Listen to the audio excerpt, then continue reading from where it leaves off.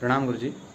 प्रदीप मिश्रा शिहोर वाले ने अभी कोई वक्तव्य दिया है कि शिव पुराण के माध्यम से स्त्रियों के द्वारा जो व्रत किया जाता है करवा चतुर्थी का, उसके द्वारा पति की आयु लंबी नहीं होती है, जबकि केवल उनके मीठा बोलने से उस प्रकार उनकी आयु बढ़ती है। तो इस प्रकार का कोई शास्त्रीय विधान आप बताएं।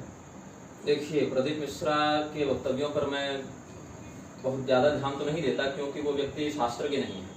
वही बात हुई, शास्त्र के संदर्भ में कहने का अधिकार केवल उन जनों को है जिन्होंने शास्त्रीय परंपरा को परिश्रम पूर्वक पढ़ा, समझा और आचरण में अनुसरण में लाए। अब संसार में कुछ व्यक्ति हैं जो अनपढ़ हैं, जो पढ़े ही नहीं, तो अगर वो बात कुछ कहें तो समझ में आती है कि चलो जानते ही नहीं। कुछ लोग हैं जिन्होंने पढ़ा तो अवश्य, किंतु उन्होंने शास्त्र में पूर्णता को प्राप्त नहीं की, वो पढ़ने के बाद भी उस पर अधिक परिश्रम नहीं की। और सबसे विडंबना वाली स्थिति में आते हैं प्रदीप मिश्रा जैसे लोग, जो स्वयं पढ़े तो नहीं किंतु अज्ञानी होकर भी बड़े आसन पर बैठ गए और अपने अज्ञान का संक्रमण बाकी लोगों में भी फैला रहे हैं। तो जहां तक मैंने इस व्यक्ति का वक्तव्य देखा है, सर्वप्रथम मैं इस व्यक्ति को यह चुनौती देता हूं कि शिव पुराण की कथा का इसने जो नाम लिया है उसमें यह व्यक्ति स्पष्ट करे।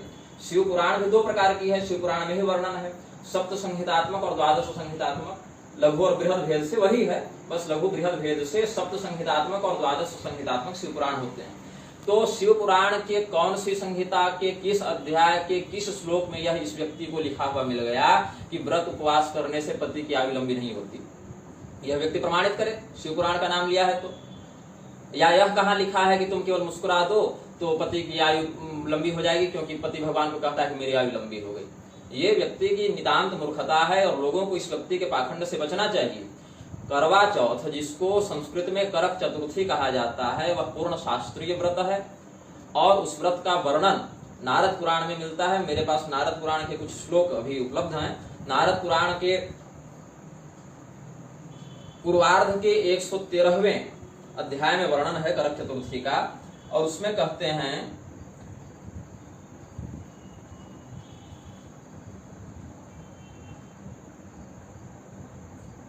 हाँ, करक चतुर्थी के वर्णन में कहते हैं उसमें, चतुर्थ्याम कार्तिके कृष्णे करकाक्षं व्रतं स्मृतं स्त्रीणामेवाधिकारोत्र तद विधान उदीर्यते।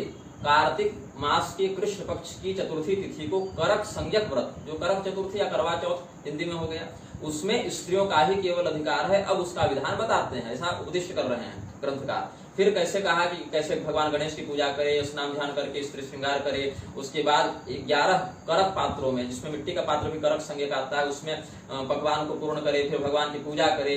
फिर सौभाग्यवती स्त्रियों का, ब्राह्मणों का, जैसा जिसके पास सामर्थ्य हो वैसा पूजन करे। रात्रि के समय जब चंद्रमा का उदय हो तो विधिपूर्वक उनको अर्घ प्रदान करे और मीठे वस्तु का आहार करके व्रत को पूर्ण करे। और जल से अथवा दूध से भर के करक का पात्र का दान करे। इस प्रकार से 16 अथवा 12 वर्ष तक इस व्रत को करना चाहिए। एतत् कृत्वा व्रतं नारी षोडशद्वादशाब्दकम् उपायनं विधायाथ व्रतम् एतद् विसर्जयेत्। फिर इस व्रत का उद्यापन कर सकती है। और यदि सामर्थ्य हो तो उद्यापन नहीं करना चाहती हो तो आगे भी जीवन पर्यंत इसको कर सकते हैं, इसमें भी दोष नहीं है। यावत् जीवं तुवा नार्या कार्यं सौभाग्यवांछया, सौभाग्य की कामना से, तो पति की दीर्घायु होगी तभी तो स्त्री सौभाग्यवती कहलाएगी ना। व्रते नायन सदृशं स्त्रीणां सौभाग्यदायकं विद्यते भुवनेष्वन्यत् तस्मात् नित्यमिति स्थितिः। प्रदीप मिश्रा कान खोलकर सुने इस बात को, जो यह भ्रम फैला रहा है कि व्रत उपवास करने से पति की दीर्घायु नहीं होती और शिव पुराण का नाम ले रहा है यह पाखंडी। शिव पुराण में ऐसा कहीं वर्णन नहीं है, मुझे तो नहीं मिला, अगर तुम्हें मिला तो तुम बता दो। नारद पुराण से हमने प्रमाण दिया।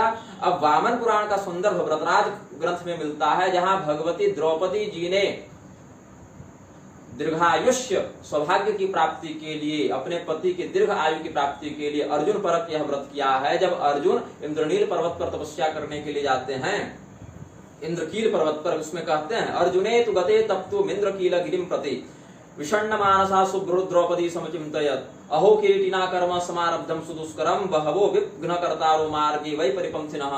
द्रौपदी जी ने देखा कि मेरे स्वामी अर्जुन भगवान शिव से पाशुपतास्त्र लेने के लिए, तपस्या करने के लिए गए हैं, वहां बहुत विघ्न आएंगे, उनके ऊपर बहुत आक्रमण होंगे, संकट आएंगे, तो मेरे पति की आयु दीर्घ हो, लंबी हो। इसीलिए द्रौपदी जी ने फिर करक चतुर्थी का व्रत किया है और यहाँ पर भगवती इंद्राणी की उन्होंने पूजा की है। और भगवती इंद्राणी ने फिर क्या कहा, तेन ते व्रत दोषेण स्वामी लोकांतरम गतः इदानीं कुरु यत्नेन कर्क व्रतमुत्तमं पतिं ते जीवयिष्यामि व्रतस्यास्य प्रभावतः। इस प्रकार से भगवती इंद्राणी का और जो कथा आप लोग सुनते हैं, जो लीलावती का और वीरावती का जो वृत्तांत है, उसका जो आप वीरवती भी है, वीरावती भी नाम है, लीलावती वीरवती का जो वृत्तांत है कथा में, उसका वर्णन करते हैं भगवान कृष्ण। फिर उपदिष्ट करते हैं द्रौपदी जी को कि तुम करवा चौथ का व्रत करो।